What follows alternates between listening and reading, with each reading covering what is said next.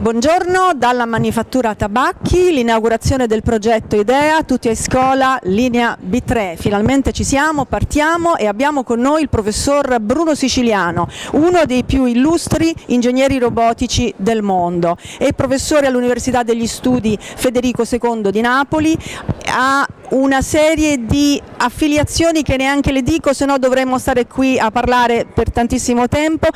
Dirò soltanto che il suo libro Robotics è uno dei testi più studiati al mondo dagli studenti e ci parla qui di robotica e la domanda è il futuro è nell'interazione, Bruno Siciliano, tra noi e i robot? Sì, questo è proprio il futuro che stiamo sperimentando, nel senso noi abbiamo vissuto in questo decennio lo sviluppo delle cosiddette tecnologie dell'informazione e della comunicazione, quello che in inglese vanno sotto l'acronimo ICT.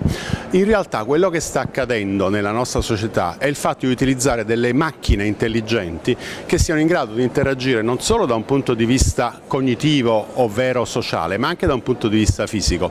Un domani i robot verranno utilizzati nelle case come robot companion, nelle scuole, negli ospedali, oltre a tutte quelle applicazioni di tipo industriale che siamo abituati a vedere nei vari contesti, per esempio delle fabbriche, dell'ispezione di impianti e così via. Quindi questa è una nuova sfida. Per poter introdurre i robot nella nostra società non possiamo fare a meno di considerare, oltre agli aspetti cognitivi, quelli che per esempio vanno a connotare quella che è l'intelligenza artificiale, anche gli aspetti fisici che poi sono insiti nella definizione della robotica come connessione intelligente tra percezione e azione, ed è proprio l'azione fisica, il mondo fisico oltre al mondo digitale, che presenta delle nuove sfide. Quindi probabilmente nei prossimi 5-10 anni noi passeremo naturalmente dalle tecnologie dell'informazione e delle comunicazioni alle tecnologie della interazione. Io di questo parlerò nella relazione. E la scuola? La scuola?